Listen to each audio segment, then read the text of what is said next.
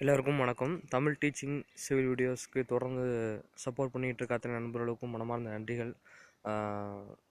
என்னோடய civil videos எல்லாமே நான் ஃபர்தராக போட்டுக்கிட்டு இருக்கேன், இப்பவும் போட்டுட்ருக்கேன். ஸோ எல்லாருமே சப்போர்ட் பண்ணிகிட்ருக்கீங்க, ரொம்ப நன்றிகள். இப்போது இந்த வீடியோவில் வந்து பார்க்க போகிறது என்னன்னு சொல்லி பார்த்தீங்க அப்படின்னா, பிளிந்த் பீம் போடுறதுக்கு முன்னக்கூட்டி நம்ம எப்படி போடணும், அதுக்கான ஸ்டெப்ஸை வந்து சொல்லுங்கள் அப்படிங்கிற மாதிரி சொல்லி ஒரு நண்பர் வந்து கேட்டிருந்தாரு. ஸோ இப்போ சைட்டில் என்னோடய சைட்டில் உள்ள கரண்ட் சுச்சுவேஷன் கூட தான் போய்கிட்டு இருக்குது. ஸோ அதனால் அதை போடலாம் அப்படிங்கிற மாதிரி ஒரு ஐடியா பண்ணேன். இப்போ வந்து பிளிந்த் பீம் போடுறதுக்கு முன்னாடி என்ன பண்ணணும்னு சொல்லி பார்த்தீங்க அப்படின்னா, இப்போ உங்களோட பில்டிங்கில் வந்துட்டு எத்தனை காலம் இருக்குதுன்னு பாருங்கள். 10 காலம் இருக்கா, 12 காலம் இருக்கா, 15 காலம் இருக்கா அப்படின்னு பாருங்கள். இப்போ இந்த ஒரே காலத்துக்கும் ஃபுல்லாக வந்து பார்த்தீங்க அப்படின்னா லெவல் வந்து ஃபுல் அண்ட் வர சொல்லுங்கள். ஃபுல் லெவல்ஸையும் வந்து பார்த்திங்க அப்படின்னா ஒரே மாதிரி வந்து டிரான்சாக்ஷன் அந்த ஒரே மாதிரி உள்ள லெவல் வந்து பார்த்திங்கன்னா ஒரு எல்லோ மார்க் வந்து எடுக்கணும். அந்த எல்லோ மார்க் வந்து ஃபுல் காலமுக்கும் ஒரே மாதிரி வந்துட்டு வாட்டர் லெவல் டியூப் செட் பண்ணி எல்லாத்துக்கும் வந்து பார்த்திங்கன்னா ட்ரான்ஸ்ஃபர் பண்ணிடணும். ஸோ இருக்கக்கூடிய அவ்வளோ காலத்துக்கும் ட்ரான்ஸ்ஃபர் பண்ணதுக்கப்புறம் என்ன ஆகும்னா நமக்கு அந்த நூல் வந்து கட்டிடுவோம். இப்போ வந்து பார்த்திங்க அப்படின்னா அந்த லெவல் வந்து எப்படி பண்ணணும் அப்படிங்கிறத சொல்லியிருக்கேன். இப்போது இந்த இதில் வந்து பார்த்திங்க அப்படின்னா எனக்கு ஒரு எல்லோ மார்க் இருக்குது. ஸோ இந்த எல்லோ மார்க்கை வந்து என்ன பண்ணுறான்னா, இந்த டாப்பில் உள்ள எல்லோ மார்க்கை இதை வந்து இதே மாதிரி நான் எல்லா காலமுக்குமே பண்ணியிருப்பேன். இந்த பார்த்திங்கன்னா இந்த எல்லோ மார்க் இருக்கும். ஸோ இந்த எல்லோ மார்க்கை வந்து எல்லா காலத்துக்குமே கரெக்டாக நான் வந்து மாற்றினதுக்கப்புறம் என்ன ஆகும் பார்த்திங்கன்னா, இந்த நூலுக்கு வந்து கட்டியிருக்கும் பார்த்திங்கன்னா சுற்றி நூல் கட்டும் போது அப்போ என்ன ஆகும்னா டாப் லெவலில் வந்துட்டு சேமாக வர மாதிரி வந்துடும். ஸோ அப்படி சேமாக வந்ததுக்கப்புறம் என்ன பண்ணுறணும் அப்படின்னா, நூல் எல்லாம் ஃபுல்லாக வந்து நமக்கு டாப் வந்து கரெக்டாக இருக்குது. சரி, ஓகே. இப்போ அதுக்கப்புறம் வந்து பார்த்திங்கன்னா நம்ம காலம் வந்து இந்த கீழே உள்ள காலம் இருக்குது பார்த்திங்களா. ஸோ இந்த மாதிரி போட்டிருப்போம். இதில் நம்ம மண்ணை வந்து கரெக்டான முறையில் வந்து கொஞ்சம் லைட்டாக பார்த்து எடுத்துகிட்டு, இல்லை ஃபில் பண்ணுறதா இருந்தால் லைட்டாக ஃபில் பண்ணிவிட்டு ஃபஸ்ட் வந்து பார்த்திங்கன்னா தண்ணி ஊற்றணும். தண்ணி ஊற்றிட்டு அப்புறம் நல்லா திம்ஸ் பண்ணிடுவோம். திம்ஸுங்கிறது என்னென்னா காம்பேக்ஷன் பண்ணிடுவோம். நல்லா காம்பேக்ஷன் நல்லா பண்ணதுக்கப்புறம் என்ன பண்ணுறோம் அப்படின்னா, அதுக்கு அடுத்தல வந்து பார்த்திங்கன்னா சாண்ட் வந்து போடுவோம். ஸோ அந்த சாண்ட் போட்டிருக்கிறது எப்படி இருக்குங்கிறத நான் காட்டுறேன். அந்த சாண்ட் போட்டு முடிச்சதுக்கப்புறம் என்ன பண்ணுவோம் அப்படின்னா, சாண்ட் வந்து போட்டதுக்கப்புறம் பிசிசி போடுவாங்க.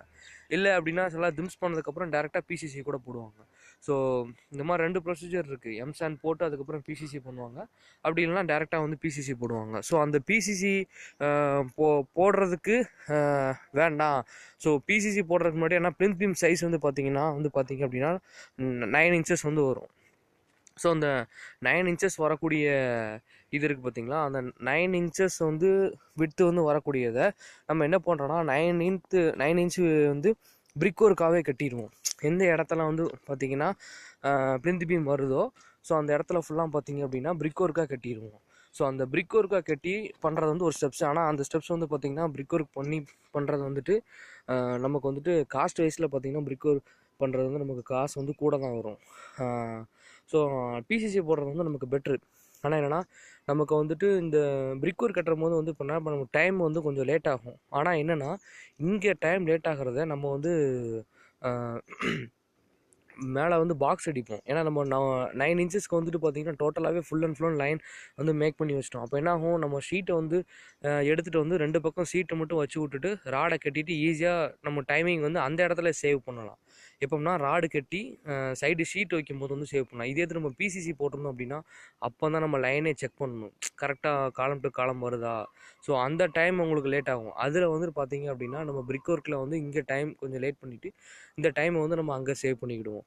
ஸோ அதுதான் வந்து பார்த்திங்கன்னா அந்த பிரிக் ஒர்க் கட்டி பண்ணக்கூடிய ஸ்டெப்ஸ். இப்போ வந்து பார்த்திங்கன்னா இந்த இதில் வந்து சாண்ட் வந்து ஃபுல்லாக வந்து நம்ம இது பண்ணியிருக்கேன். இப்போ இதோட நான் லெவல் வந்து கரெக்டாக செக் பண்ணணும். இப்போ வந்து எனக்கு பீம் வந்து 1.25 அடி வருது, இல்லை 1.5 அடி வருது. ஸோ அந்த மாதிரி பீம் அப்படி இருக்குன்னா அதை வந்து நம்ம பார்க்குறோம். ஸோ அது எப்படி பார்க்கணும் அப்படிங்கமா சொல்கிறேன். இப்போ இந்த சாண்ட் போட்டு முடிச்சதுக்கப்புறம் லைட்டாக வந்து தண்ணி ஊற்றுவோம். தண்ணி ஊற்றி முடிச்சதுக்கப்புறம் கொஞ்சம் லைட்டாக காம்பேக்ஷன் பண்ணதுக்கப்புறம் பிரிக் ஒர்க் வந்து லே பண்ணிடுவோம். ஸோ இந்த மாதிரி வந்து பிரிக் ஒர்க் லே பண்ணதுக்கப்புறம் இதில் வந்து சென்டரில் வந்து பார்த்திங்க அப்படின்னா மாட்ரு வந்து லே பண்ணணும். இந்த மாட்ரு லே பண்ணுறது இந்த இருக்க மாட்ரு லே பண்ணுறது இப்போ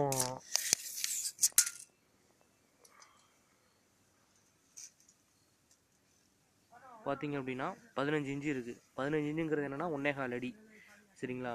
அப்போ வந்து கீழே இந்த பிரிக் ஒர்க்லேருந்து இந்த மாதிரி நான் நூல் கட்டி இந்த ப்ராப்பராக வச்சிட்டேன் அப்படின்னா அப்போ என்ன ஆகும்னா அந்த நூல் வந்து இந்த பிரிக் ஒர்க் டாப்பில் வந்து அந்த நூல் பார்த்தீங்க அப்படின்னா ஃபுல் அண்ட் ஃபுல் 15 இன்ச்சு இருக்கும். ஸோ அப்படி 15 இன்ச்சு இருக்கும் போது என்ன ஆகும் அப்படின்னு சொல்லி பார்த்தீங்க அப்படின்னா நம்ம கரெக்டான ப்ராப்பராக வந்து பீம் லெவலில் வந்துடும். இப்போ இது 2 பக்கமும் சைடில் ஷீட் வைப்போம். இந்த சைடில் ஒரு ஷீட்டு, அந்த சைடில் ஒரு ஷீட்டு. அதுக்கப்புறம் இந்த உள்ள கூட நம்ம ராடை வந்து கட்டிட்டு டேரெக்டாக என்ன பண்ணோம், ராடை வந்து டவுன் பண்ணிவிட்டு 2 பக்கம் ஷீட் வைக்கும்போது நமக்கு ஈஸியாக வந்து லைன் கிடச்சிடும். இப்போ இந்த இடத்துல தான் எனக்கு பிளிந்த் பீம் இந்த இடத்துல தான் எனக்கு பிளிந்த் பீம் வரப்போகிறது எனக்கு ஃபுல்லாக தெரிஞ்சு போச்சு. ஸோ அதுமாரி எந்தெந்த இடத்துலலாம் எனக்கு வரப்போதோ அந்த இடத்துல ஃபுல்லாக அந்த மாதிரி பிரிக் ஒர்க் லே பண்ணி நான் பண்ணிட்டேன் அப்படின்னா எனக்கு வந்து ஒரு ஈஸியான மெத்தட். ஸோ அப்படிங்கிறதுனால தான் வந்து இந்த மாதிரி வந்து பண்ணுவோம். ஆனால் இந்த மெத்தடில் வந்து பார்த்திங்கன்னா செங்கல் போடுறதுனால செங்கல் வந்து வந்து காஸ்ட் வந்து நமக்கு வந்து ஹெவி தான். ஸோ பிசிசியை கம்பேர் பண்ணும்போது செங்கல் வந்து ஒரு செங்கல் வந்து 6 ரூபா விழுதுன்னா கிட்டத்தட்ட இதுக்கே கிட்டத்தட்ட பார்த்திங்கன்னா ஒரு 4800 செங்கல் மேலே விழுந்துடும். ஸோ அப்படிங்கும் வந்துட்டு காஸ்ட் வைஸில் வந்து பார்த்திங்கன்னா நமக்கு வந்து இது காஸ்ட்லி, பட் டைமிங்கில் வந்து இது சேவ் பண்ணலாம். ஸோ பிளிந்த் பீமுக்கான பண்ணுறதுக்கு முன்னக்கூட்டி ப்ரொசீஜர் எப்படிங்கிறத வந்து நான் இந்த வீடியோவில் சொல்லி புரிய வச்சுருப்பேங்கிற மாதிரி நினைக்கிறேன். ஸோ நான் பிளிந்த் பீம் போடும் போதும் ஸோ என்னென்ன விஷயங்கள் பார்க்கணும் அதை ஃபுல்லாமே நான் உங்களுக்கு வந்து சொல்கிறேன். தொடர்ந்து தமிழ் டீச்சிங் சப்போர்ட் பண்ணிகிட்டு இருக்க அத்தனை நண்பர்களுக்கும் ரொம்ப நன்றிகள். உங்கள் புதுசாக பார்க்கக்கூடிய ஃப்ரெண்ட்ஸ் எல்லாருக்கும் சப்ஸ்கிரைப் பண்ணுங்கள். அப்புறம் உங்களோட ஃப்ரெண்ட்ஸ் சிவில் ஃப்ரெண்ட்ஸ் எல்லாத்துக்கும் ஷேர் பண்ணுங்கள். தேங்க்யூ.